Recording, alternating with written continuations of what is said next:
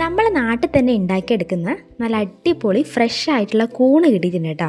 അപ്പോൾ അത് വെച്ചിട്ട് ഒരു നല്ല അടിപൊളി കറി അങ്ങോട്ട് ഉണ്ടാക്കിയാലോ ഇന്ന്. അപ്പോൾ കൂൺ വെച്ചിട്ടുള്ള സിമ്പിൾ ടേസ്റ്റി കറി നോക്കാം കേട്ടോ. കറി ഉണ്ടാക്കാനായിട്ട് കൂൺ എടുത്ത് വെച്ചിട്ടുണ്ട്. 2 വലിയ ഉള്ളി, ഒരു വലിയ തക്കാളി, അതുപോലെ വെളുത്തുള്ളി, പിന്നെ പച്ചമുളക്, ഇഞ്ചി, ഈ 3 ഐറ്റംസ് നമ്മളിവിടെ റെഡിയാക്കി വെച്ചിട്ടുണ്ട്. ഇനി ഇവയൊക്കെ വെച്ച് നമുക്ക് സിമ്പിളായിട്ടുള്ള കറി നോക്കാം കേട്ടോ. ആദ്യം വെളിച്ചെണ്ണ ഒന്ന് ചൂടാക്കി എടുക്കുക. അതിലേക്ക് അരിഞ്ഞു വെച്ചിട്ടുള്ള ഇഞ്ചി അതുപോലെ വെളുത്തുള്ളിയും കൂടി ചേർത്തിട്ട് നന്നായിട്ടൊന്ന് വഴറ്റി അതിൻ്റെ പച്ചമണം മാറുന്നത് വരെ യോജിപ്പിച്ച് കൊടുക്കുക. ഇനി ഓൾറെഡി അരിഞ്ഞു വെച്ചിട്ടുള്ള ഉള്ളി ചേർത്തിട്ട് കുറച്ച് ഉപ്പ് കൂടെ ആഡ് ചെയ്തിട്ട് വഴറ്റിയെടുക്കണം. അത്യാവശ്യം വലിയ കൂണായതുകൊണ്ട് തന്നെ ചെറിയ രീതിയിലൊന്ന് മുറിച്ചെടുക്കുന്നുണ്ട് കേട്ടോ. വളരെ കനം കുറയണമെന്നില്ല, ജസ്റ്റ് ഒന്ന് കട്ട് ചെയ്തെടുക്കുന്നുണ്ടേ. കൂണ് കംപ്ലീറ്റ് മുറിച്ച് കഴിയുമ്പോഴേക്ക് നമ്മളെ ഉള്ളി ഏകദേശം ജസ്റ്റ് ഒന്ന് വഴണ്ട് വന്നിട്ടുണ്ട്. ഈ ഒരു രീതിയിൽ മതി കേട്ടോ. ഇനി അതിലേക്ക് നമ്മൾ ഓൾറെഡി മുറിച്ച് വെച്ച പച്ചമുളകും അതുപോലെ തന്നെ തക്കാളിയും കൂടി ആഡ് ചെയ്ത് കൊടുക്കുക. തക്കാളിയൊക്കെ നന്നായിട്ടൊന്ന് ഉടഞ്ഞ് വരണം.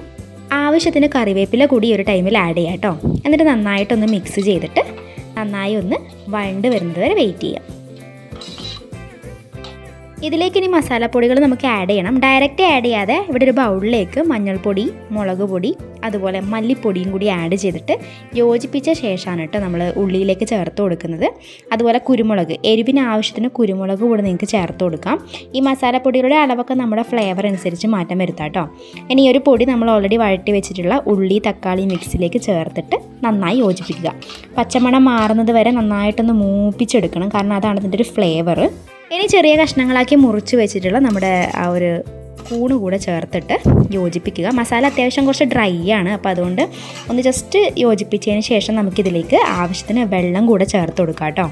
ഇപ്പോൾ അത്യാവശ്യം ഡ്രൈ തന്നെയാണ്, അപ്പോൾ യോജിപ്പിക്കുന്നതിനനുസരിച്ച് ഡ്രൈ ആയതുകൊണ്ട് അധികം പറ്റി വരില്ല. ഇനി വെള്ളം കൂടി ഒന്ന് ആഡ് ചെയ്തിട്ട് ജസ്റ്റ് ഒന്ന് തിളച്ച് വരട്ടെ. അരമുറിയിൽ കുറവായിട്ടുള്ളൊരു തേങ്ങ ചിരകിയിട്ട് നമ്മളതിൻ്റെ പാൽ ഇവിടെ എടുത്തിട്ടുണ്ട് കേട്ടോ. ആ പാലും കൂടി ആഡ് ചെയ്തിട്ട് അതിന് നന്നായിട്ടൊന്ന് തിളച്ച് കുറുകി വരണം. ഈ പാല് ചേർക്കുമ്പോഴാണ് കേട്ടോ നല്ലൊരു ടേസ്റ്റ് വരുന്നത്, ആ മസാലയും തേങ്ങാപ്പാലും ഒക്കെ ചേരുമ്പോൾ. ഇനി അതിലേക്ക് നമ്മൾ ഗരം മസാലയാണ് ആഡ് ചെയ്ത് കൊടുക്കുന്നത്, പിന്നെ അതുപോലെ തന്നെ കുരുമുളകും, ആവശ്യത്തിന് കറിവേപ്പിലയും കൂടി ആഡ് ചെയ്ത് ഇനി കറി ഒന്ന് നന്നായി തിളച്ച് കഴിഞ്ഞാൽ കൂൺ മസാലക്കറി ഇവിടെ റെഡി ആയിട്ടുണ്ട് കേട്ടോ.